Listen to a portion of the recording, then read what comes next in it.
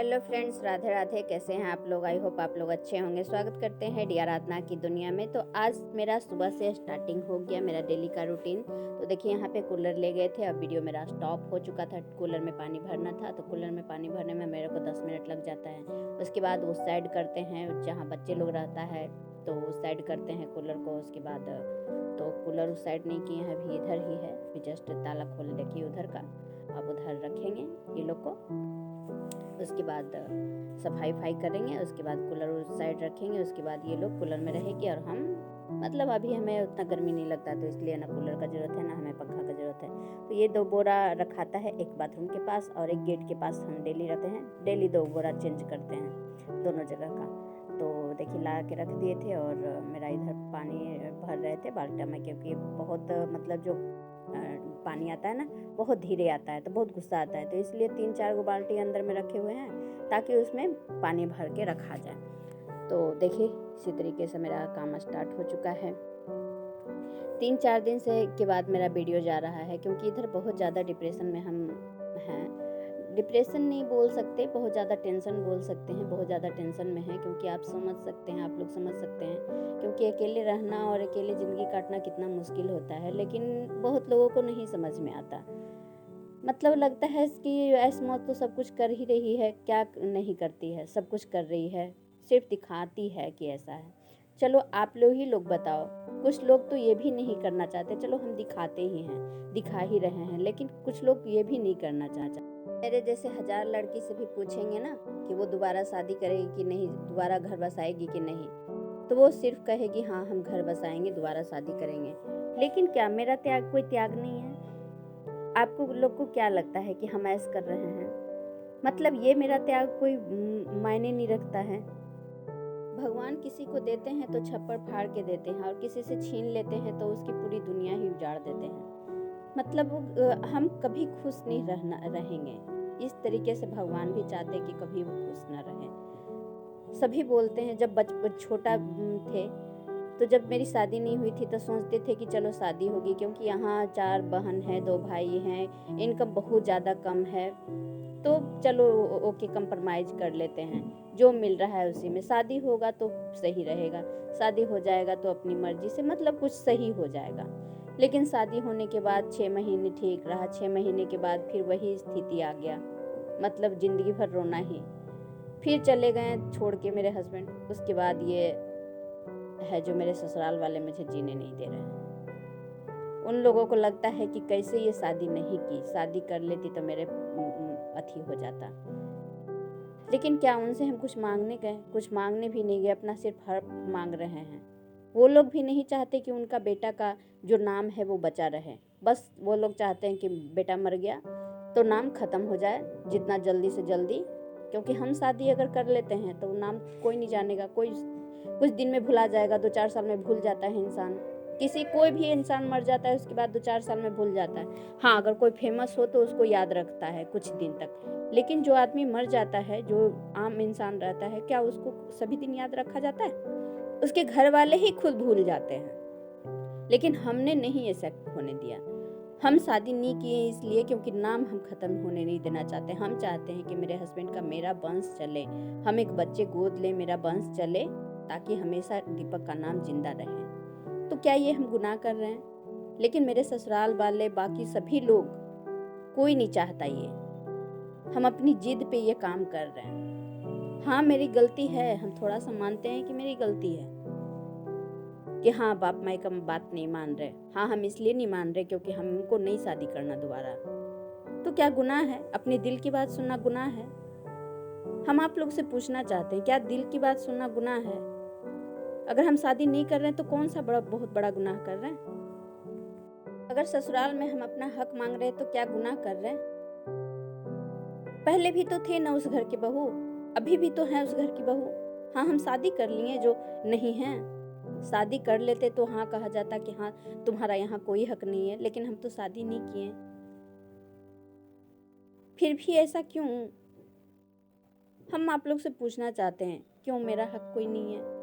मतलब हमें जीने का हक नहीं है, हमें खुश रहने का हक नहीं है,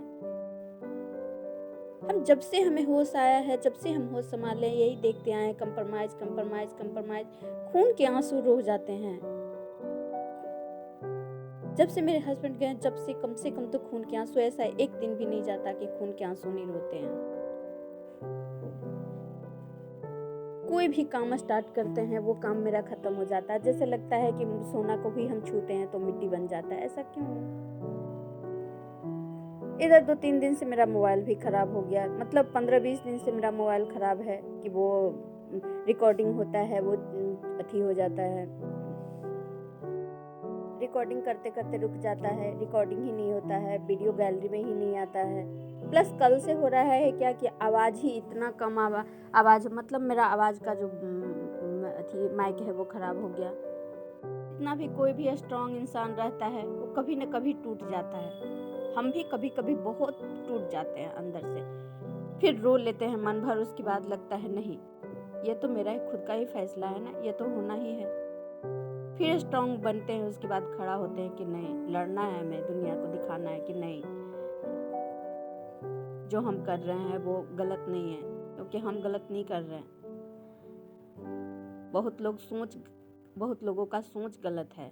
क्या शादी कर लेना ही बहुत बड़ा अथी हो जाता है? अगर शादी नहीं किए तो दोबारा शादी नहीं किए तो क्या बिगड़ गया? तो अभी हम तैयार हो चुके हैं थाना जाने के लिए, और वहाँ जाने के बाद भी कोई निष्कर्ष नहीं निकलने वाला, हम जानते हैं। तो देखिए चीकू रानी कैसे कर रही है। बहुत दिन से बहुत मन करता है, हर दम ऐसा लगता है ना, ऐसा एक दिन भी नहीं जाता कि हम खून के आंसू नहीं रोते। बहुत रोने का दिल करता है, और अंदर आत्मा मतलब रोता है मेरा कि आखिर क्यों, क्या मांगे थे ससुराल वाले से, क्या मांगे थे हम? कुछ भी तो नहीं। पहले जैसे रहते थे वैसे सिर्फ रहने के लिए ही बोले कि हम जैसे पहले रहते थे वैसे हमको रहने दो। यही गुनाह कर दिए। वो लोग हमें नौकर बना के रखना चाहते हैं कि जो खाने के लिए दे, खाए, मेरे से सब कुछ मांगे। मतलब बहुत सारे लोगों गांव में देखे होंगे कि जिसका बेटा बेटी नहीं रहता है, हस्बैंड नहीं रहता है, उसको नौकर बना दिया जाता है। बस उसी तरीके से हमें भी चाह रहे हैं, लेकिन हम वो नहीं चाह रहे, क्योंकि मेरे पास 2 हाथ पैर दिए हैं भगवान, मेरे पास सोचने समझने की क्षमता है। अगर हम इस तरीके से नहीं रहना चाहते तो इसमें क्या गलती है? क्यों हमें जीने का हक नहीं है? क्यों हम बच्चे लेने का हक नहीं है? क्या हम बच्चे को गोद नहीं ले सकते? क्या हम बच्चे को संभाल नहीं सकते हैं? सिर्फ अपना ही बच्चा होता है। बहुत स्ट्रांग बना लेते हैं, बहुत स्ट्रांग बनाते हैं, अलग अलग चीज़ों में बिजी रखते हैं ताकि हम अंदर से टूटे ना। लेकिन कभी कभी ऐसा वक्त आता है कि अंदर से टूट जाते हैं, हिम्मत फिर नहीं करता। हाँ, लेकिन एक हिम्मत बना के रखते हैं हमेशा कि नहीं, चाहे जो भी हो, शादी तो नहीं करेंगे दूसरी। सभी लोग यही कहते हैं, भगवान पे भरोसा रखो, भगवान पे भरोसा रखो। कब तक भरोसा रखें? और क्या? क्योंकि हर धीरे धीरे हर वो चीज मेरे से जो प्यारा था वो छीनता गया, और हम देखते रह गए। कब तक ऐसे? अब हिम्मत नहीं करता। हम कभी नहीं चाहते थे कोर्ट कचहरी थाना पुलिस करना, और कभी न चाहेंगे, लेकिन मजबूरी कुछ भी करा देता है। पता नहीं आगे क्या होगा, हम नहीं जानते, लेकिन ऐसा हम बिल्कुल भी नहीं चाहते। आज तक हम अपने सास और ससुर के बारे में कभी किसी से भी बुराई नहीं किए, किसी से भी बुराई नहीं करते हैं। इसीलिए मेरे मायके में कभी कभी झगड़ा भी हो जाता है कि अगर इतनी अच्छी है तो तुम्हें निकाल क्यों दी, तुम्हें रहने क्यों नहीं दे रही है?